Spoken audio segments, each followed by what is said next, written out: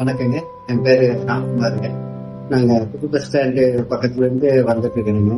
எனக்கு ஒரு சின்ன பிரச்சனையாச்சுங்க. இந்த டாய்லெட் போற இடத்துல ஒரு சின்ன கொப்பளமாட்டம் வந்ததுங்க, வெக்க மாதிரி. அது ஒரு 2-3 நாள் நாங்க வீட்லயே இருந்து ஃபாலோ பண்ணா அது அந்த மருந்து நாட்டு மருந்தெல்லாம் வச்சு பார்த்தா கேட்கலீங்க.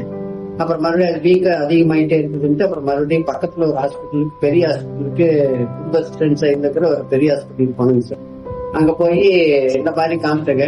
அவங்க இதை பீல்ஸ் தான் எடுக்கணுங்க, ரொம்ப வீக் அதிகமா இருக்குது அப்படின்னு சொன்னாங்க. அப்புறம் அங்க போய் ஒரு நாள் இருந்தா போதும் அப்படின்னு தான் சொன்னாங்க. நாங்களும் அட்மிட் ஆனாங்க. அப்புறம் மறுபடியும் பார்த்தா சுகர் ரொம்ப அதிகமா இருக்குதுன்னு ஒரு சொல்லி ஸ்கேன் பண்ணி எல்லாமே ரிப்போர்ட் எல்லாம் பார்த்துட்டு, ஆனா சுகர் இருக்குன்னு அவங்க தான் கம்ப்ளைண்ட் பண்ணாங்க. ஆனா மறுநாள் காலையில எனக்கு ஒரு பெரிய கிட்டத்தட்ட ஒரு 4-5 இன்ச்சுக்காட்ட கீழே ஓபன் பண்ணி விட்டாங்க. ரொம்ப கிழிஞ்சு விட்டுங்க. அது சரியான முறையில ஒரு ட்ரீட்மெண்ட் பண்ணலங்க. அங்க என்னன்னா பார்த்தா ரொம்பவே 2-3 நாள்லயே உடம்பு ஒரு 20 கிலோவாட்ட கம்மியாயிடுச்சு. அந்த கிழிச்சு விட்டது 4-5 இன்ச்சு காட்ட கிழிச்சு விட்டதுங்க.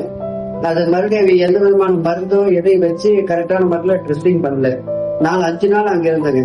பார்த்தா ரொம்ப உடம்பு வீக் ஆயிடுச்சு. பார்த்தா ஆளு கிட்டத்தட்ட டெத் ஆகிற கண்டிஷனுக்கு ஆயிடுச்சுங்க.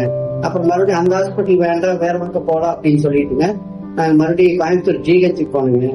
அங்க போய் பார்த்ததுக்கு இது காயம் ரொம்ப பெருசா இருக்குது, இதை நாங்க காமன் வார்டுல வச்சு பார்க்க முடியாது, உங்களுக்கு இன்ஃபெக்ஷன் ஆயிரு, அதனால நீங்க ஏதாவது தனியார் ஹாஸ்பிட்டல்ல வச்சு பாத்துக்குங்க அப்படின்னு சொன்னாங்க.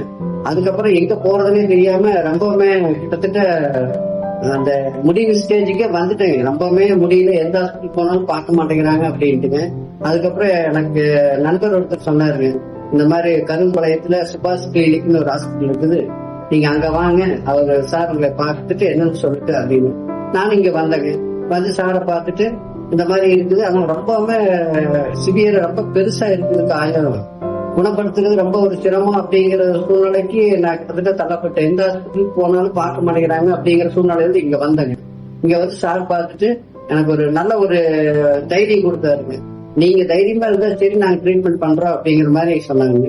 நானும் சரிங்க சார் அப்படின்ட்டு கிட்டத்தட்ட ஒரு 4 மாசமா நான் இங்க வந்துட்டு இருக்கிறேங்க.